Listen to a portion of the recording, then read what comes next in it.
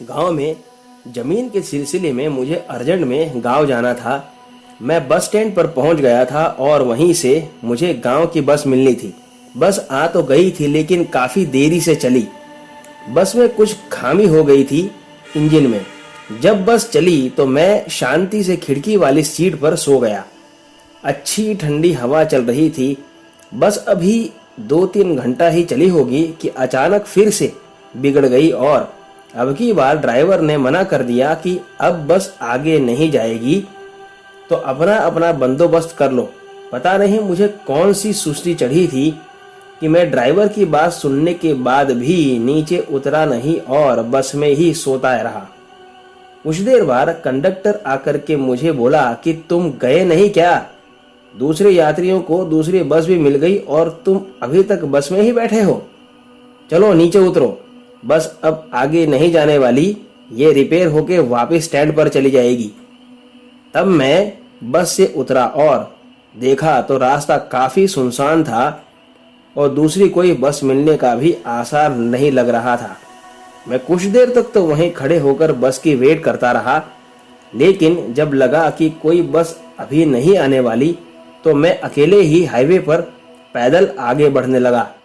कुछ दूर आगे जाने के बाद में एक ढाबा दिखा मुझे, तो मैं उस ढाबे पर चला गया और कुछ भोजन करके वहीं बैठ गया। ढाबे वाले से पूछा बस के बारे में, तो उसने कहा कि रात को तो बस मिलना मुश्किल ही लग रहा है, लेकिन तभी एक बस आती दिखाई दी मुझे। मैं उठकर रोड पर जाकर के हाथ देने लगा बस को। बस मेरे करीब आकर के रुक गई और मैं उस पर चढ़ गया। आगे ही एक सीट खाली थी तो उसी में बैठ गया। मैंने कंडक्टर से टिकट मांगी और पैसे पूछे तो उसने मुझे कोई जवाब नहीं दिया, बस मुझे घूरता रहा। मैंने 2-3 बार उससे टिकट मांगी लेकिन वो कोई जवाब देने के बजाय मुझे घूरता रहता था। मुझे उसका व्यवहार बड़ा ही अजीब लग रहा था। मैंने दूसरे यात्रियों से भी कहा कि देखो तो यार, बड़ा अजीब आदमी है, ये मुझे टिकट ही नहीं दे रहा। मेरे बाप का क्या जाता है, मैं तो मुफ्त में ही सवारी कर लूंगा। उस वक्त दूसरे यात्रियों ने भी कोई जवाब नहीं दिया। जब मैंने ध्यान से देखा तो वो सभी मेरे सामने देखे जा रहे थे, लेकिन कोई कुछ बोल नहीं रहा था।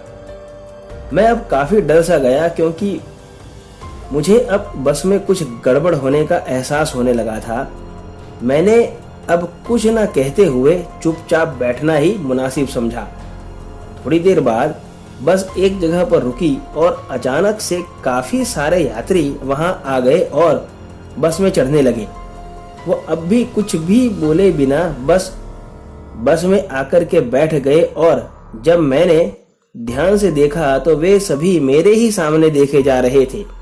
अब मुझे डर लगने लगा था और मैं तुरंत उठकर ड्राइवर के पास गया और उससे बस रोकने को कहा।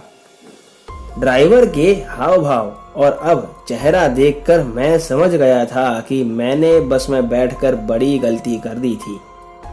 अब आगे जाकर के एक मोड़ पर बस थोड़ी धीमी हुई तो मैं तुरंत दौड़कर बस से नीचे कूद गया। मुझे काफी चोट लगी थी, लेकिन मैं कैसे भी करके खड़ा हो गया और अपनी हिम्मत पर खुश हो गया कि मेरी जान आखिरकार बच गई। उसी बीच बारिश शुरू हो गई और मैं एक पेड़ के नीचे जाकर के खड़ा हो गया अपने आप को भीगने से बचाने के लिए। कुछ देर बाद मुझे सामने से लाइट दिखी रोड पर, तो मैं दौड़ा दौड़ा रोड पर जाकर के खड़ा हो गया। वो एक कार थी। उस कार वाले ने मेरी हालत देखकर मुझे लिफ्ट दे दी। करीबन 10-12 किलोमीटर हम आगे गए होंगे तब मैंने देखा कि उसी बस का एक्सीडेंट हो गया था जिस पर से मैं नीचे कूद गया था, लेकिन अभी वो बस काफी पुरानी जान पड़ती थी।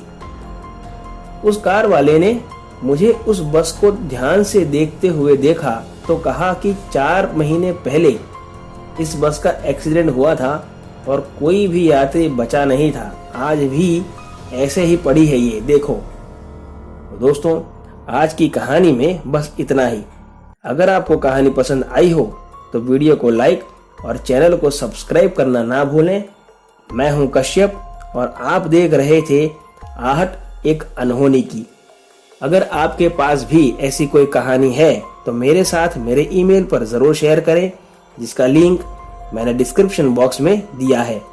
तो मिलते हैं अगली कहानी में, तब तक stay home, stay safe, thank you.